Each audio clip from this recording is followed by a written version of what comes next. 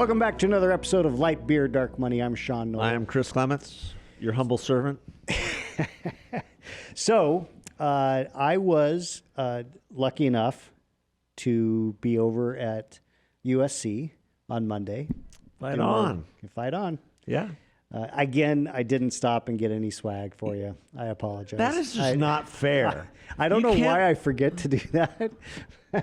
Well, because you'll get your lost. alma mater. You'll get lost. You'll go to the bookstore and you'll be so overwhelmed by the choices and that's probably true. the probably amazing memorabilia that you'll just get lost. Because I was on a fairly, a kind of tight schedule. I flew in and flew out the same day. But this happens each spring.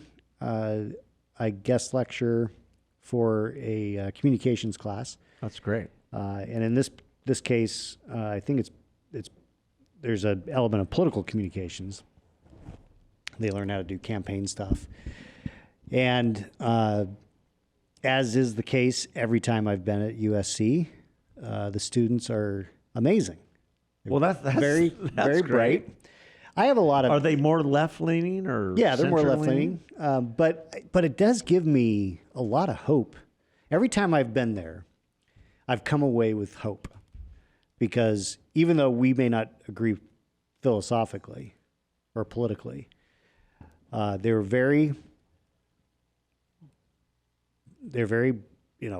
appreciative of my time. They all thanked me for being there. So the more center-right students are usually the quiet ones, I would imagine. Except for one or two who are taking a stand, right? Yeah. I think every one of them asked a question, and some of them asked multiple questions. Oh, that's great. So what do you lecture on? I talked how to set up your dark money. I did talk about dark money. What I said is, did you talk about our podcast? I did. I did plug the podcast. I did plug the podcast right at the end. Okay, great. And because they appreciated the name, having just gone through an hour and 50 minutes of discussion about campaign communications and dark money. The way I set it up is I want that to be a question-led session. Sure. Because I can go just spout stuff off, as I told them, but they'll get more out of it if I'm answering things that matter to them. So I said, look, there's the rules are there's no rules. You can ask me anything. I was completely transparent. That's great. And one of the good questions was, well, how do you square you being transparent with you being the king of dark money? And I said, well, I'm transparent about myself and about what I do, but I jealously guard the free speech rights of individual donors who want to remain anonymous. Right. For fear of reprisal from the government. Yeah. So one of the things that... Including the state of California, I would remind them. Which I have had personal experience with. Yeah. The state of California releasing, 501c3 records. Yeah. Well, and having fought that fight against Kamala Harris when she was the AG, and with Ann Revelle, who is the CPC, or the Fair Political Practice Commission chair at the time, and then to see their position get struck down by the Supreme Court. Yeah. Has been very... And did you talk about that? I don't think I talked about that. Your battle with Kamala? I didn't talk about Kamala? Kamala? Yeah. No. Okay. I should have. Yeah. But, yeah. I mean, it would have been germane to the class and being in California. A little bit. Yeah, that's true. But it was more, how do we... Because I talked about being honest in your communications. That is, if you're going to do a hit ad on somebody, make sure it's factual. You can't, it's not cool to make stuff up. And you can, and then I just talked about the discourse and the challenges that we face in the country today. And I put a lot of the blame at the feet of our former president, Donald Trump. Oh. And I made the point that, so this is something so you were making friends. Well, maybe not. Definitely not with the Trump people. Yeah. Were there Trump people in the audience? I don't know. I didn't ask where they were politically. I mean, I in talking to the professor beforehand, he was like the majority of them were left leaning. Yeah. Or at least center left. Which is not a surprise. I mean, because they haven't started paying taxes yet. Right. Wait till they're taxpayers. Right. But they ask good questions. Anyway, I did go into, this was right after, so I was there on Monday. This was right after Trump's speech to CPAC on Saturday, in which he talked about he trashed Reagan, he trashed Paul Ryan, he trashed, all the traditional conservatives. All right. He said, we're not, and the crazy thing is that, I said that I'd be your champion and, I'll be your warrior. And if you've been, hurt, I'll be your retribution. Yeah. I'm like, what is this? Game of Thrones? This is the Mad King Aerys? I was just waiting for him to say, burn them all. Yeah. I just don't understand. And from that speech, if you want to understand why a lot of MAGA Republicans lost in this last election, there it is. Yeah. You can't burn down the House like that. You can't just appeal to 15, 20% of the electorate like that. You have to have a big tent, and you have to be willing to have all those people in the tent to have the arguments that you need. And that was the one thing that Ronald Reagan did. He brought in desperate, parts of conservatism at that time that did not like each other. Right. The libertarians did not like the evangelicals. Right. And the neocons did not like any of them, and yet he brought them all in. Yeah. And created a coalition that was winning and won for better part of 3 decades. Yeah, and the thing that has always bothered me, and this is from the very beginning, when I got the first call from someone up top of the Trump organization before he announced for president, asking me to come be a part of the campaign, I was like, no, I can't. He's not a conservative. He's not. And he never has been. He's done some conservative things because it was seemingly what he wanted to do. But he has no depth in the conservative movement. No. He is no, absolutely not.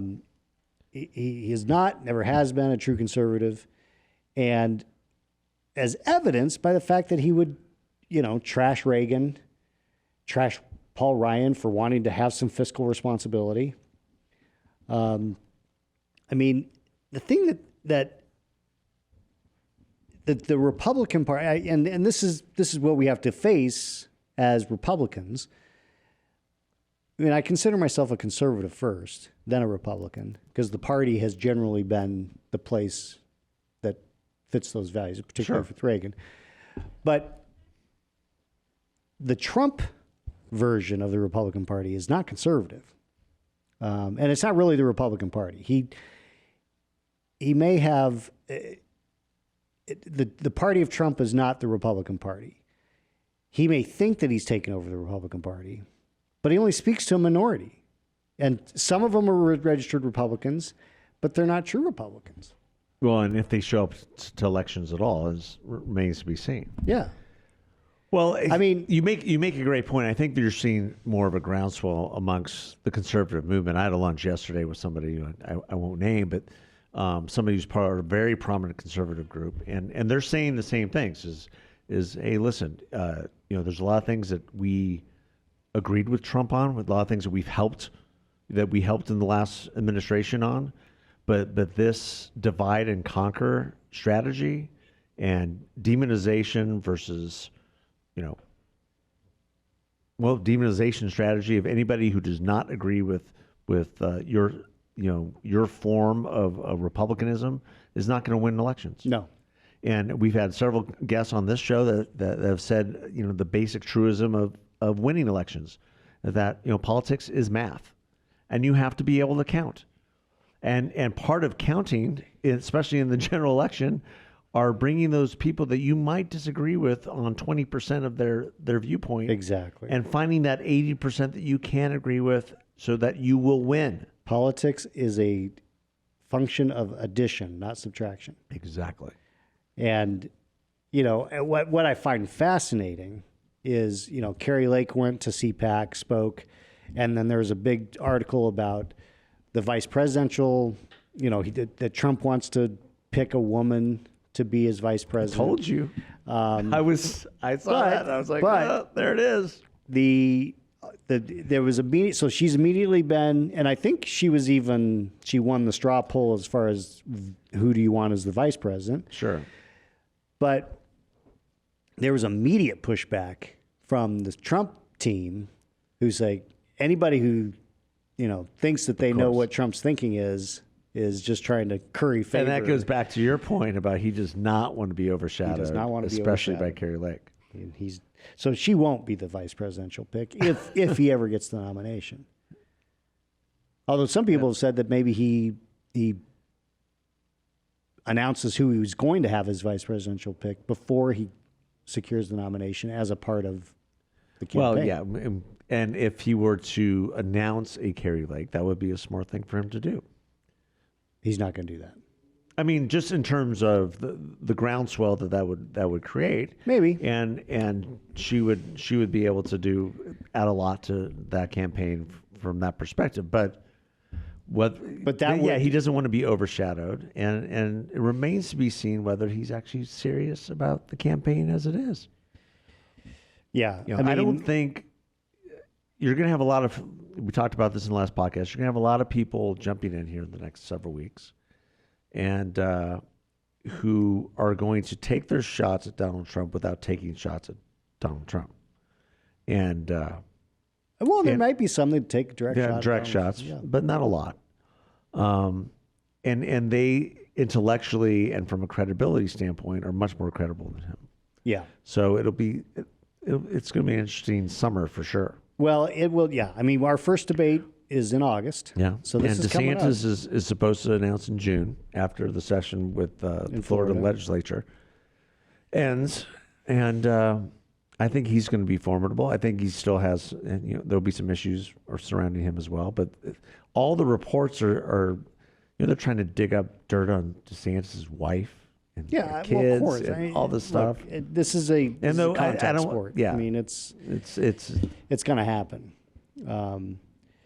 But what drives me the craziest is that I'm fine with having a debate about the issues to say, look, I think I'm a better spokesperson for the party, or whatever.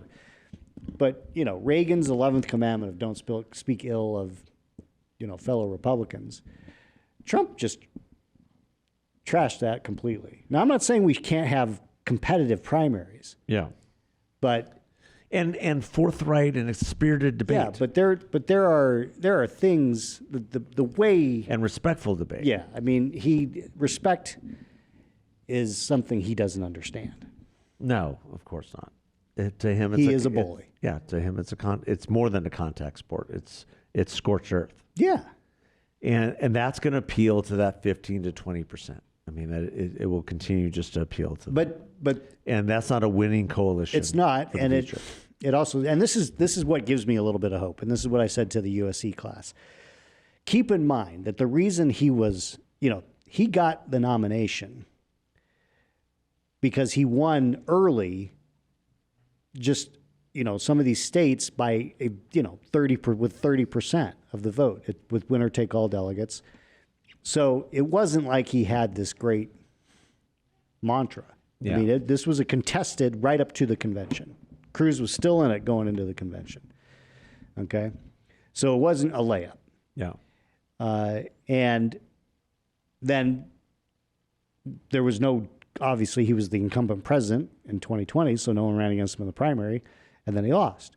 So he he won with a plurality the first time around in a crowded field.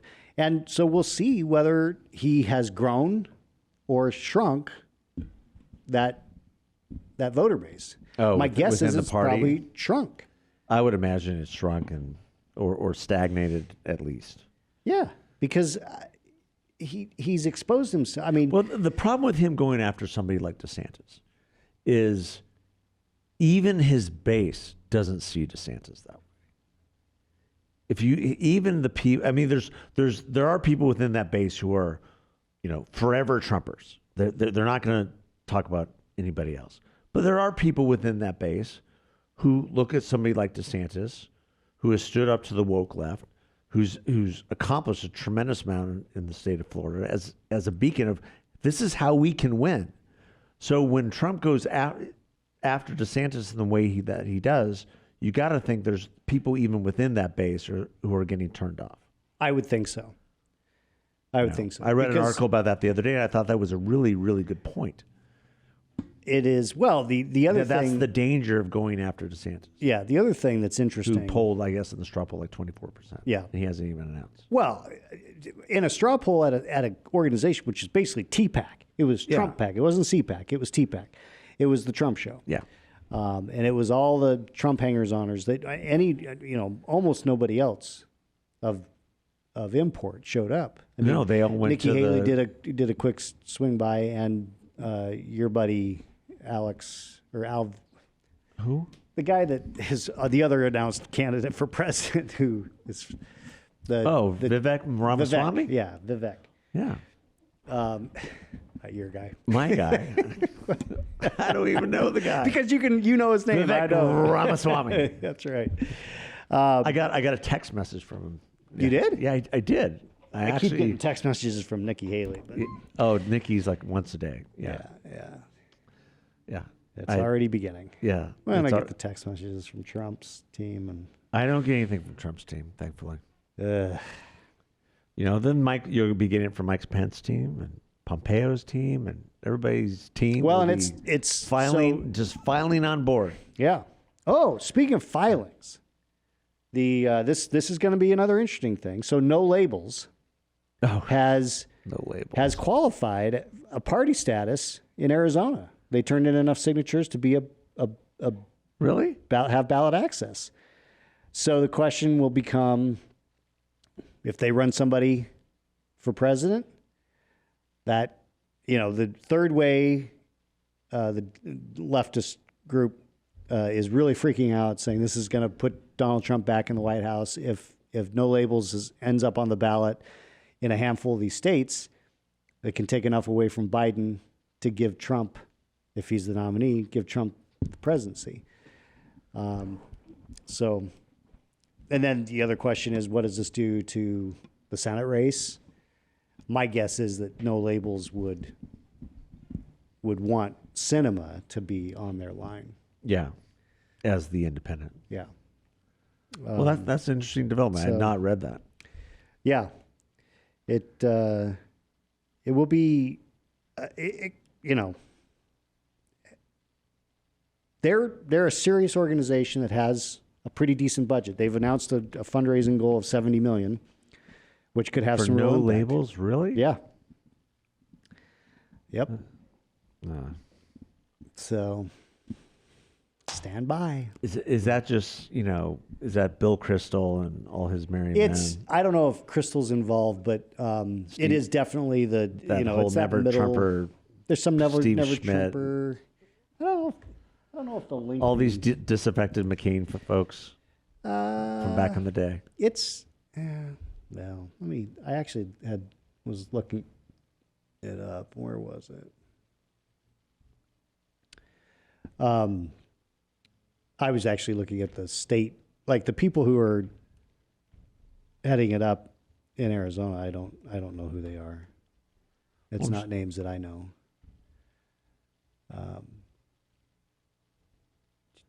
Well, I'm on their website right now introducing Dr. Benjamin Chavez Jr., our new national co-chair. I don't know who that is.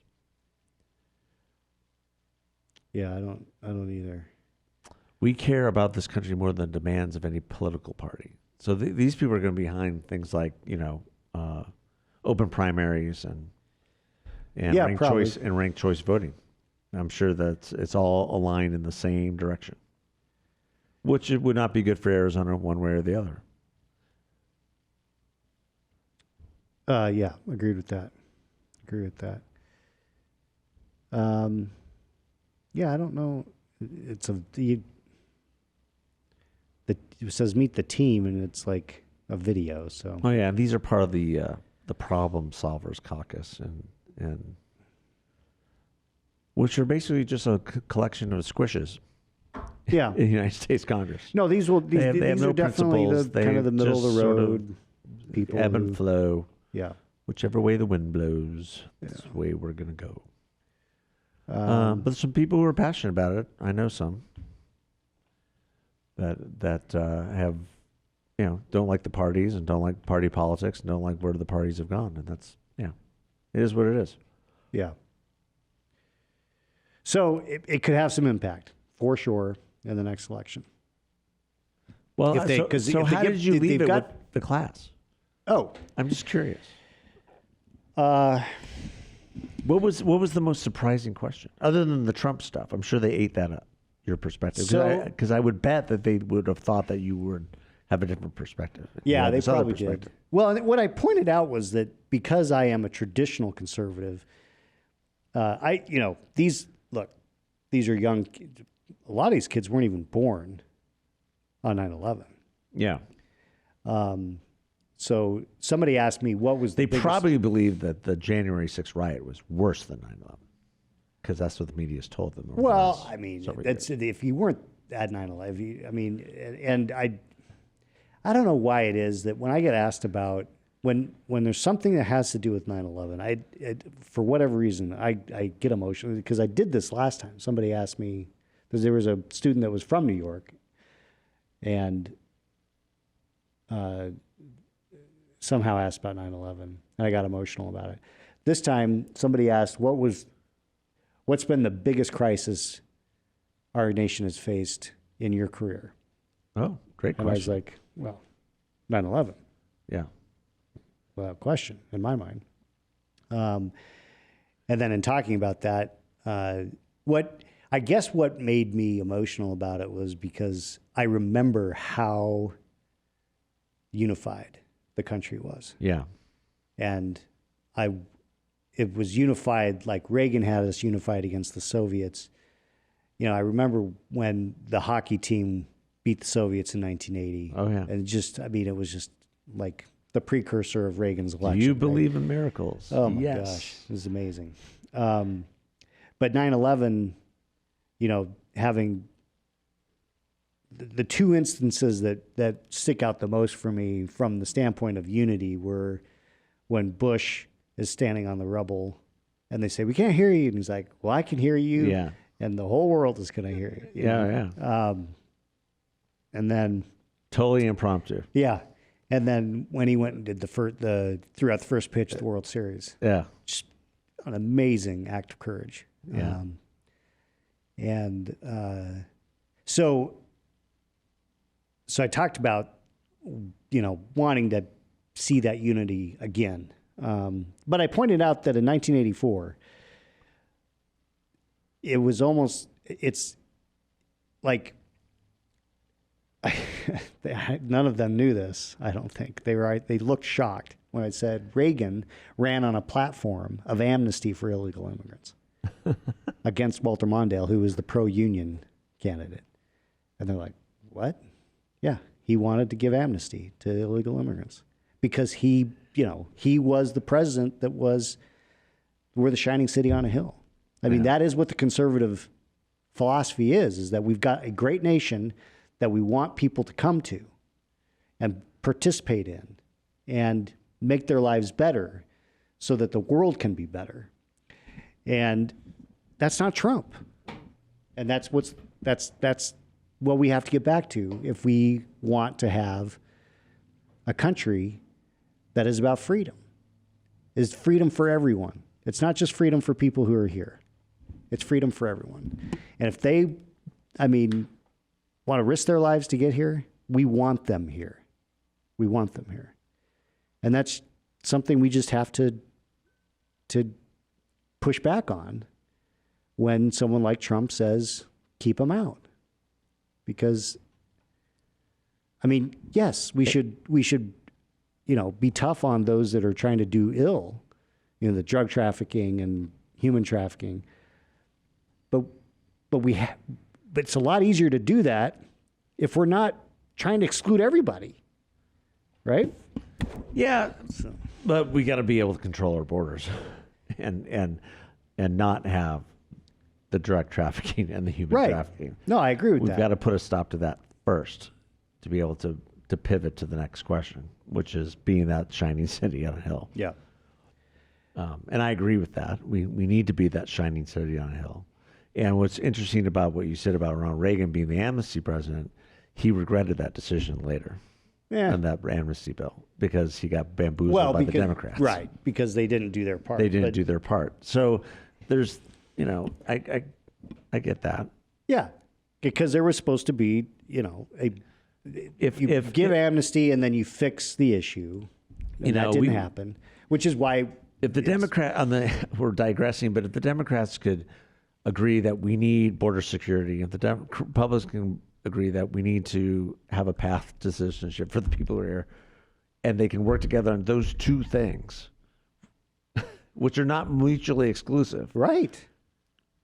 We can get there. I mean, one does not have to be amnesty. Yeah. I mean, because we have a border problem because it's impossible, nearly impossible for an unskilled or low-skilled laborer from Mexico to get here in anything less than a decade, which is crazy. Yeah. They're not going to wait. Their lives depend on being able to feed themselves and their families, so whatever. That's a whole nother podcast. Well, I'm glad you went to the University of Southern California. I'm sad that you didn't get me anything back. Did you at least talk about USC football at all? And was Caleb Williams in the class? No. No. See, that would have been great. Then you would have to take a picture. Yeah. No, but more importantly, there's no question in my mind that there's a bunch of kids that were in that class that are going to go on to do great things, and I will be honored to have been someone who knew them before they were something. Yeah, well, maybe one of them was a USC basketball player who's going to play ASU tonight. So they weren't anyone that tall. No, nobody that tall. Nobody that tall. We'll fight on. All right. And we will continue to fight on for this great podcast. That's right. Okay. Thanks, bless. everybody. Take care.